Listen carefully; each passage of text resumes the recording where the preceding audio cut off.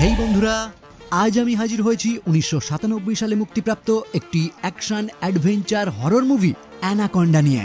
যে মুভি অতীতে দর্শকদের কাছে সমালোচিত হলেও বর্তমানে এই মুভি একটি কাল্ট ক্লাসিকে পরিণত হয়েছে। আমি জানি আপনাদের মধ্যে হয়তো এরকম কেউই নেই যার এই মুভি একবারও দেখা হয়নি, কিন্তু তবুও নিউ জেনারেশন যারা এই মুভি সম্বন্ধে জানেন না তাদের জন্যই আমার আজকের এই ভিডিও।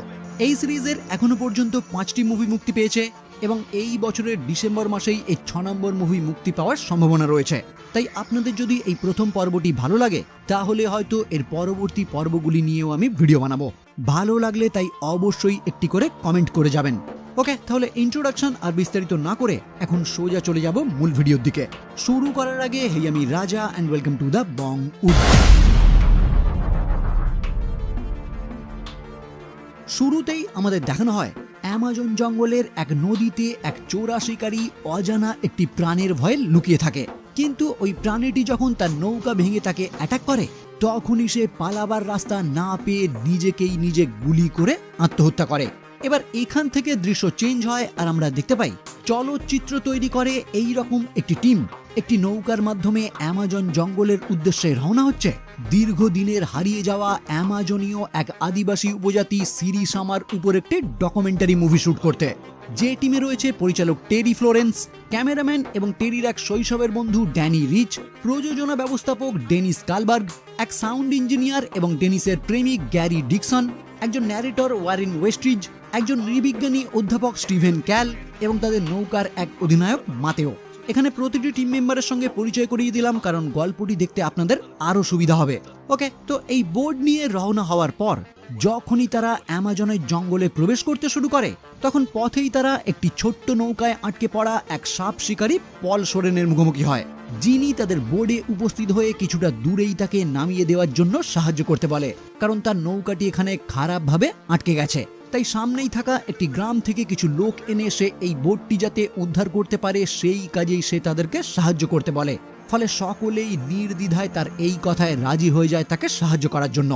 কিন্তু বেশ কিছুটা সময় যাত্রা করার পর ওই অপরিচিত ব্যক্তি মানে পল যখন জানতে পারে এই টিম তাদের ওই ডকুমেন্টারি শুট করার জন্য হারিয়ে যাওয়া অ্যামাজনীয় এক উপজাতি সিরিসামাদের খোঁজ করার উদ্দেশ্যে রওনা হয়েছে, তখনই সে তাদেরকে জানায় সে জানে ওই হারিয়ে যাওয়া আদিবাসীদের বাসস্থান এই জঙ্গলের কোথায় রয়েছে, তাই তারা যদি চায় ওই আদিবাসীদের খুঁজতে সে তাদেরকে সাহায্য করতে পারে।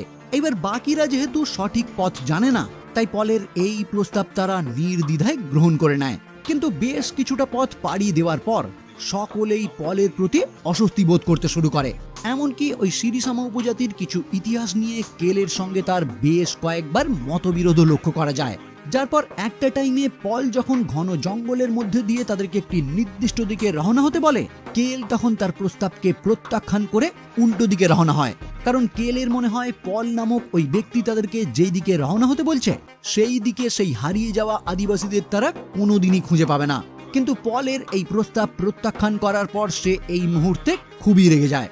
এরপর ওই দিন রাতেই গ্যারি এবং ডেনিস যখন জঙ্গলের কিছু সাউন্ড রেকর্ড করার জন্য বোর্ড থেকে নেমে জঙ্গলের ভিতরে প্রবেশ করে তখন পলই একটি বুনো শুয়োর শিকার করে গ্যারি এবং ডেনিসকে বিপদের হাত থেকে রক্ষা করে। ফলে এই মুহূর্ত থেকেই গ্যারি পলের প্রতি কিছুটা কৃতজ্ঞ হয়ে পড়ে। ওকে, তো পরের দিন যাত্রাপথে তাদের ওই নৌকা যখন হঠাৎই একটি স্থানে আটকে যায় তখন কেল জলে নেমে ওই বাধা এড়ানোর চেষ্টা করলে বোলতা জাতীয় একটি জলজ পোকা তার মুখে ঢুকে যায়, যার ফলে তার গলা ফুলে গিয়ে সে সঙ্গে সঙ্গেই অজ্ঞান হয়ে যায়।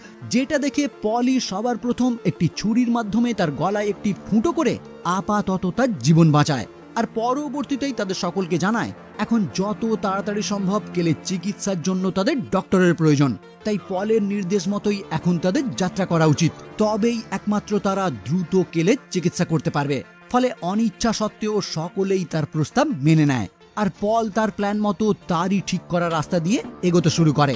কিন্তু বেশ কিছুটা যাত্রা করার পর তাদের নৌকাটি কাঠের তৈরি একটি বাঁধের সম্মুখীন হয়, মানে তাদের রাস্তা ওই কাঠের তৈরি বাঁধ দ্বারা পুরোপুরি বন্ধ হয়ে রয়েছে, যেটা দেখে টেরি যখন পলের থেকে জানতে চায় এখন তাহলে তারা কিভাবে সামনের দিকে অগ্রসর হবে, তখন পল তার ব্যাগে থাকা কিছু ডায়নামাইট নিয়ে গ্যারির সাহায্যে ওই বাঁধেই ফিট করে দেয়। কিন্তু ওই ডায়নামাইটগুলি ব্লাস্ট হওয়ার পর ওই বাঁধ ভেঙে গিয়ে তার মধ্যে থাকা অজস্র সাপের বাচ্চা তাদের বোর্ডের চারিদিকে ছড়িয়ে পড়ে। কিন্তু দুর্ভাগ্যের বিষয় তাদের বোর্ডে জ্বালানি তেল ওই বিস্ফোরণের ফলেই সবই জলে পড়ে যায়। যেটা দেখে সকলেই যখন পলকে দোষারোপ করতে শুরু করে এটা সম্পূর্ণই তার জন্য হয়েছে, তখন পল তাদেরকে ভেঙে পড়তে বারণ করে ধৈর্য ধরতে বলে এবং একই সঙ্গে জানায় তেল কোথায় গেলে পাওয়া যাবে সেটা সে খুব ভালো করেই জানে। তো এর পরেও পলের নির্দেশ মতো আরও কিছুটা যাত্রা করার পর অবশেষে তারা সেই পরিত্যক্ত নৌকার সম্মুখীন হয়, যেটা আমরা এই মুভির একদম প্রথম সিনে দেখেছিলাম। মানে ওই যে এক শিকারী কোন এক অজানা প্রাণীর ভয়ে নিজে থেকেই এই বোর্ডে আত্মহত্যা করে। তো এই বোর্ডের সম্মুখীন হওয়ার পর পল, ড্যানি এবং মাতেও ওই বোর্ডে উপস্থিত হয়ে জ্বালানি তেল আছে কিনা সেটা দেখার চেষ্টা করে। কিন্তু পল শুধুমাত্র তার প্রয়োজনীয় একটি সিন্দুক নিয়ে ড্যানির সঙ্গে সেখান থেকে নিজের বোর্ডে ফিরে আসে। আর ওইদিকে মাতেও একা সেখান থেকে ফেরার টাইমে এক বিশাল আকৃতির পুরুষ অ্যানাকন্ডা তাকে আক্রমণ করে হত্যা করে। এইদিকে মাতেও ফিরছে না দেখে সবাই যখন বিচলিত হয়ে পড়ে, ড্যানি তখন তার খোঁজ করার জন্য আবারও সেখানে উপস্থিত হয়। কিন্তু কিছুক্ষণের মধ্যেই ফিরে এসে সে সকলকে জানায় মাতেওর লাইট ছাড়া সে আর ওই স্থানে কিছুই দেখতে পায়নি। যেটা শুনেই পল এই টাইমে একটি বিশাল আকৃতির সাপের খোলস দেখিয়ে তাদেরকে জানায় খুব সম্ভবত মাতেওকে এই রকমই কোনো এক বিশাল আকৃতির সাপ গিলে খেয়েছে। এবার এটা শুনে সকলেই যখন তাকে জানায় সাপ আবার মানুষ গিলে খায় নাকি, উত্তরে তখন পল তাদেরকে জানায় হ্যাঁ, এখানে থাকা অ্যানাকন্ডা যে কোনো মানুষকে অনায়াসে গিলে খেতে পারে। আর আমি একজন সাপ শিকারী হয়ে অনেক দিন থেকেই চেষ্টা করছি এই রকমই বিশাল আকৃতির একটি অ্যানাকন্ডাকে জীবন্ত ধরতে, যেটা বিক্রি করে কয়েক কোটি টাকা অর্জন করা যেতে পারে। মানে এতক্ষণে সকলের কাছে পরিষ্কার হয়ে যায় পল নামক এই ব্যক্তি আসলে অ্যামাজনের জঙ্গলে ঘুরে বেড়াচ্ছিল ওই বিশাল আকৃতির অ্যানাকন্ডা শিকার করার জন্য। আর সে যে বারবার তাদেরকে এই রাস্তায় নিয়ে আসতে চাইছিল সেটা শুধুমাত্র তার ওই লক্ষ্য পূরণ করার জন্য, যে ফাঁদে তারা সকলেই অলরেডি পা দিয়ে দিয়েছে। ওকে, তো এই সমস্ত কিছু জানার পরেও টেরি সিদ্ধান্ত নেয় আজ সারা রাত তারা এই স্থানেই ওয়েট করবে, যাতে মাতেও যদি জীবিত থাকে তাহলে সে যেন তাদের বোর্ডে আবারও ফিরে আসতে পারে। কিন্তু সকাল হওয়ার পরেও মাতেওর যখন কোনো খোঁজই পাওয়া যায় না, তখন বাধ্য হয়েই তারা আবারও সামনের দিকে এগোতে শুরু করে। আর এই টাইমেই দেখা যায় পল একটি বানরকে হত্যা করে অ্যানাকন্ডাকে বন্দি করার চারা হিসাবে ব্যবহার করার জন্য। কিন্তু এইটা দেখে টেরি যখন তার বিরোধিতা করে তাকে জানায় আমার বোর্ডে এই সমস্ত কাজ একদমই চলবে না, তখন গ্যারি পলের পক্ষে কথা বলে সবাইকে বোঝাতে শুরু করে তারা এখন যে স্থানে রয়েছে সেইখান থেকে সুরক্ষিতভাবে তাদেরকে একমাত্র ফেরাতে পারে এই পল। তাই তাদের সকলেরই ভালো হবে পলের কথা মতো চলা। আর পল যদি ওই অ্যানাকন্ডা জীবন্ত বন্দি করতে সফল হয় তাহলে অর্থ উপার্জনের সঙ্গে সঙ্গে তাদের সকলেরই প্রচুর নাম হবে। আসলে পল আগের দিন রাতেই গ্যারির বেশ ভালো মতোই ব্রেন ওয়াশ করে দিয়েছিল, যে কারণেই এই মুহূর্তে সে পলের হয়ে কথা বলছে। কিন্তু এটার পরেও টেরি, ড্যানি সহ বাকিরা সকলেই যখন তার বিরোধিতা করে, পল তখন বন্দুক দেখিয়ে তাদের সকলকেই চুপ করিয়ে দেয়। আর তারপর ওই রাতেই পল তার প্ল্যান অনুযায়ী সেই মৃত বানরের সাহায্যে একটি অ্যানাকন্ডাকে ধরে ফেলে। কিন্তু দুর্ভাগ্যের বিষয় ওই বিশাল আকৃতির সাপ তার সমস্ত প্ল্যান ভেস্তে দিয়ে তাদের ওই নৌকাতেই আক্রমণ করে গ্যারিকে গ্রাস করে। যেটা দেখে গ্যারিকে বাঁচানোর জন্যই টেরি যখন গুলি চালিয়ে ওই সাপকে হত্যা করার চেষ্টা করে, পল তখন টেরিকে সেই কাজে বাধা দেয়, কারণ পল ওই সাপটিকে যে কোনো উপায়ে জীবন্ত ধরতে চায়। তাই ওই সাপকে আঘাত করতে না পারায় চোখের সামনে গ্যারি তাদের কাছ থেকে বিদায় নেয়।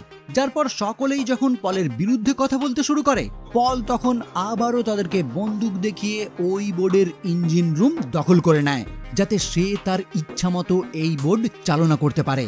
কিন্তু রাতেই বাকিরা প্ল্যান করে পলকে আঘাত করে শাস্তি হিসাবে তাকে একটি স্থানে বেঁধে রাখে।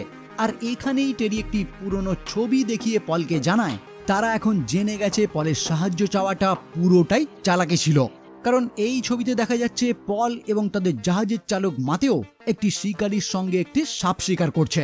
মানে তাদের জাহাজের ক্যাপ্টেন মাতেও এবং পল অনেকদিন আগে থেকেই পরিচিত, তাই মাতেও পলকে আগে থেকেই জানিয়ে দিয়েছিল এই রকম একটি টিম অ্যামাজনের ঘন জঙ্গলে যেতে চলেছে, তাই তাদের সাহায্যেই তারা তাদের দীর্ঘদিনের প্রচেষ্টা সফল করতে পারে।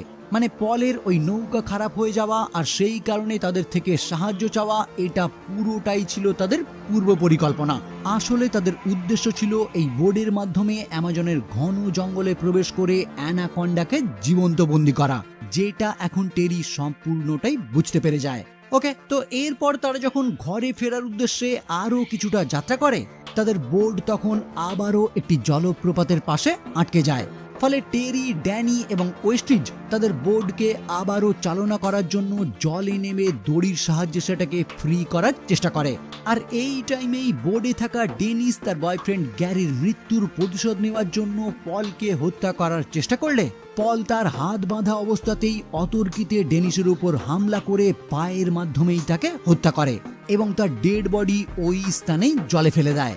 ওইদিকে তারা তিনজন বোর্ডটিকে ফ্রি করার আগেই সেই অ্যানাকন্ডা ওই স্থানে উপস্থিত হয়।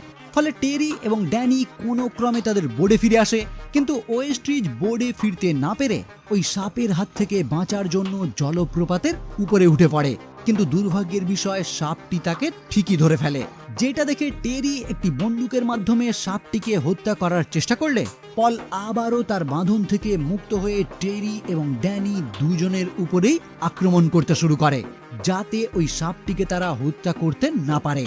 কিন্তু এই সবের মধ্যেই ওই সাপের কারণে ঝর্ণার পাশে থাকা একটি গাছ ভেঙে তাদের বোর্ডের উপর এসে পড়ে। ফলে বাঁচার জন্য সকলেই আবার জলে ঝাঁপ দেয়, কিন্তু পরক্ষণেই টেরি আবারও বোর্ডে উপস্থিত হয়ে ড্যানিকেও তাড়াতাড়ি বোর্ডে উঠে আসতে বলে, কারণ অ্যানাকন্ডাটি এখনো এখানেই রয়েছে। কিন্তু ড্যানি বোর্ডে উঠে আসার আগেই দুর্ভাগ্যবশত সেই অ্যানাকন্ডা তাকেও ধরে ফেলে। ফলে টেরি এই মুহূর্তে একটি বন্দুকের সাহায্যে গুলি করে ওই সাপটিকে হত্যা করে ড্যানিকে বাঁচিয়ে নেয়। কিন্তু পরবর্তীতেই দেখা যায় পল ওই স্থানে উপস্থিত হয়ে তাদেরকেই মেরে ফেলবে বলে সিদ্ধান্ত নেয়, কারণ তার কোটি টাকার সাপকে তারা হত্যা করেছে।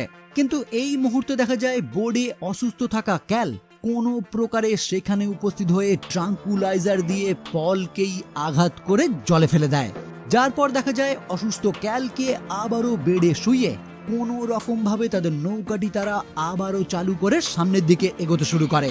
আর একটি পর্যায়ে নদীর পাশেই থাকা পরিত্যক্ত একটি গোডাউন দেখে তারা মনে করে হয়তো এখানেই তারা তাদের বোর্ডের জন্য জ্বালানি তেল পেয়ে যাবে।